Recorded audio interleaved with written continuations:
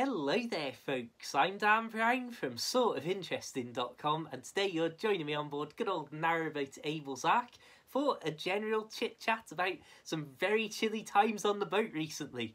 And I suppose we'll start with a quick rundown of recent events. So I spent a little bit of time moored up around the Chirk area, and then I moved to spend a few nights just moored up by Chirk Tunnel, which is itself between two steep banks on either side of the canal, with trees themselves growing up on those. So it's still like being in a bit of a weird natural tunnel in a certain extent, even though the actual tunnel is there in front of you.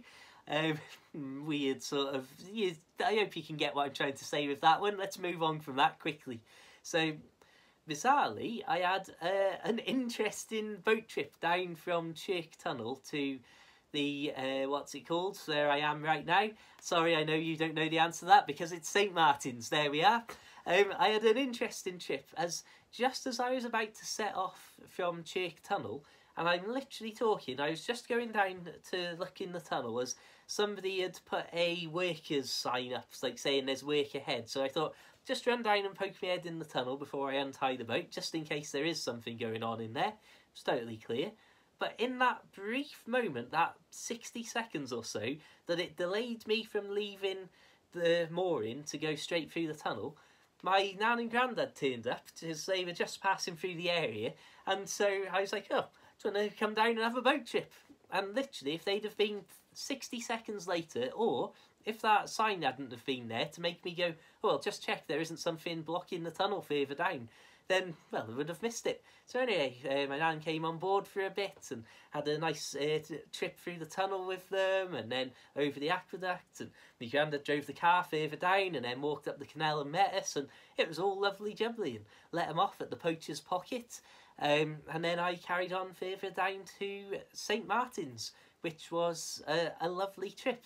A little bit, I don't know, what would you describe it as? It was the first time that I've thought unexpectedly, oh, I've been caught out here, I need more layers of clothing on. And then as I got to St Martin's, as I wanted to moor up by the road bridge so that I wasn't having to go to and from, so there's a few supplies and things I needed to get on board. So I didn't want a big distance between me and the bus stop, or me and where I could get deliveries dropped off with my granddad getting coal and things like that, for example. So there was a little fiberglass GRP boat, a yoghurt pot some people might call them. An absolutely lovely boat this. I don't let the term yoghurt pot make that sound like a negative thing. It's only sort of comedy effect here. Absolutely lovely little boat that was moored up.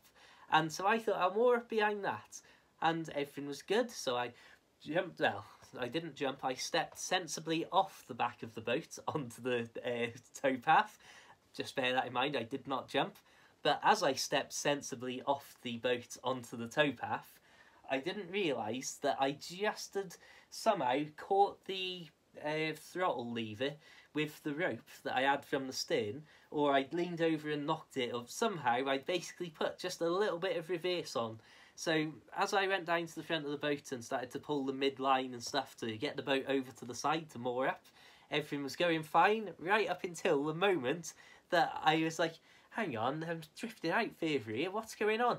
And then at that point I realised, oh, the boat's in reverse. And so by the time I jumped on, I'd already just lost control of it. So it had pulled itself back out into the middle of the canal, just a little bit more than I could try and nip straight back into the side, because obviously I couldn't go too far forwards because there was this fragile boat there moored up, so I didn't want to get too close to that whatsoever.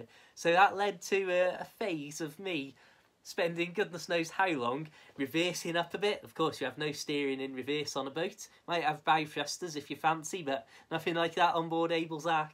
So of course I reversed back up, and then I try to push it forwards and get the nose back in, and I don't quite make it. So I reverse in, out, and in the end I literally just got my extendable barge pole, trademark, not trademarked by me, and literally just pushed the boat physically back over from the middle of the canal to the side of the towpath, and all was well in the world. So that was an interesting little place to moor up. I haven't moored up there for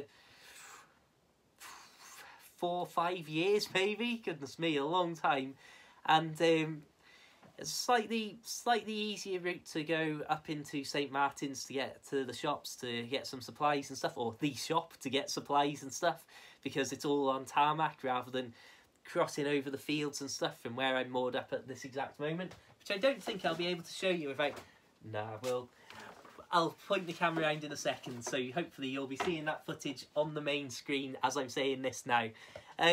So anyway, normally when I'm moored up at St Martin's, I'm in this side, away from the road and in this amazing natural area. So it's a beautiful, beautiful place.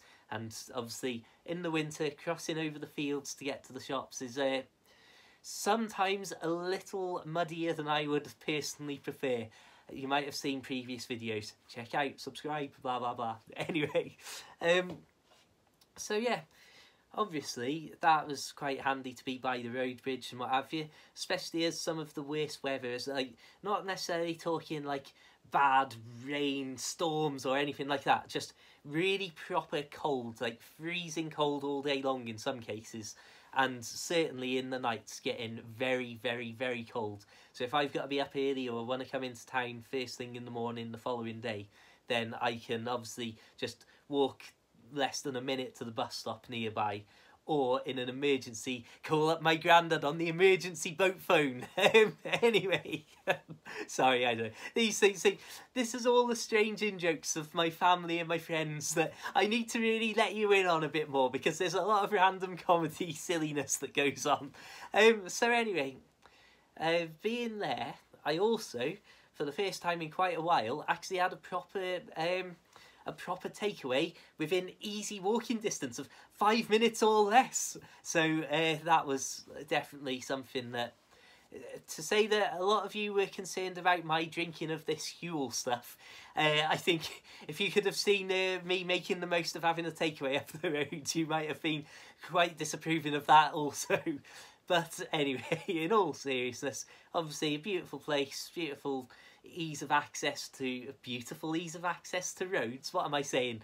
But a very handy, useful ease of access to roads and that to get in and out, especially with ice all over the place where you don't necessarily want to be running down long stretches of towpath or biking in different conditions down the backcountry lanes if they haven't been gritted, as many of them won't be in these weather conditions. So being more central to a more of a hub where you've got bus routes, you've got obviously main roads that have been gritted and stuff that just makes life a lot easier. So that's been an enjoyable sort of meander through the last couple of weeks. This morning I had just a nice little half an hour boat trip or so, just down to this side of the road bridge, I call it, just the absolute middle of nowhere. And with these really cold temperatures, I'm hoping that we can have maybe 1 or 2 nights while I'm down in this region to get a really, really beautiful dark sky in. So I always say about this particular mooring, you've got the low horizon all around, you've got very little light pollution, and if I consider how amazing it was being moored up just half an hour in that direction,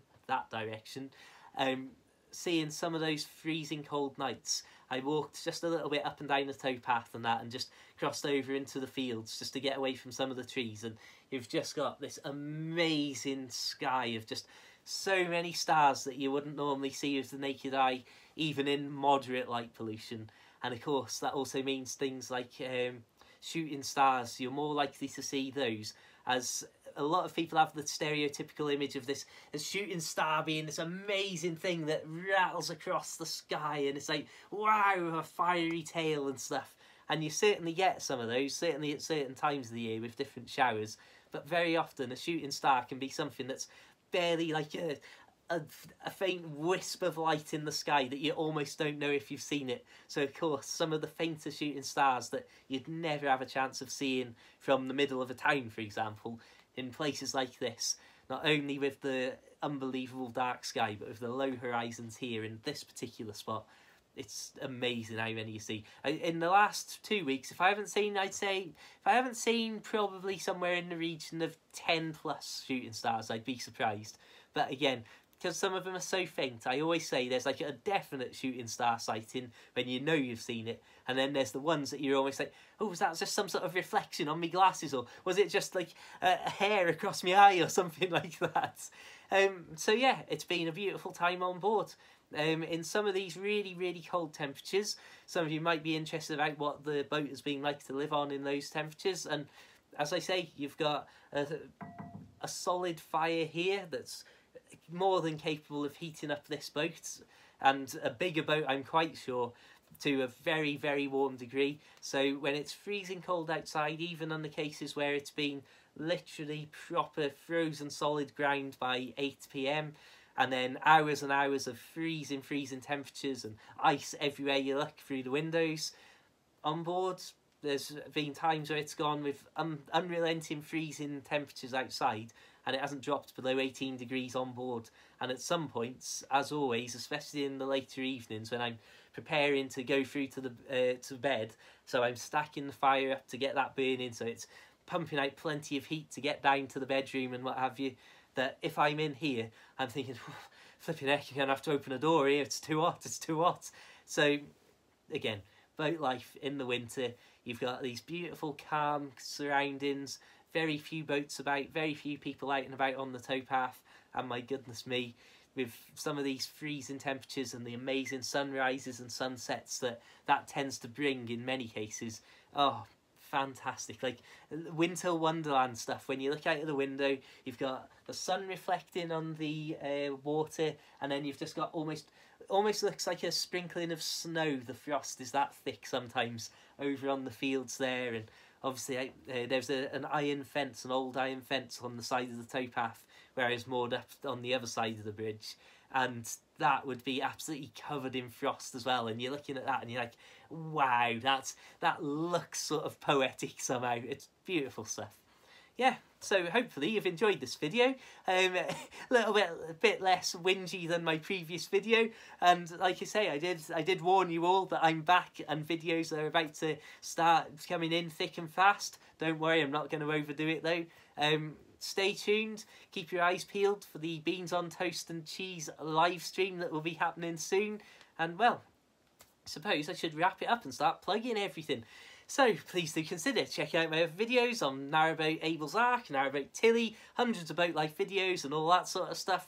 Subscribe, check out the old videos, hit the notification bell so that YouTube will hopefully tell you when I post a new video. Moving on from that, please do consider checking out my short books available for the Kindle as a paperback, which is on the shelf somewhere there, and available, one of them even as a little audiobook. Please do check those out. As some of you may know, I'm releasing my book about returning to boat life as a monthly audiobook episode, and free transcripts of that up on the website. If you want to support that though, and there's no obligation whatsoever, no feeling that you should if you enjoy the audiobook or anything like that, but I did set up a Patreon so that to basically try and claw back the money from lost sales from releasing it free as an audiobook, basically.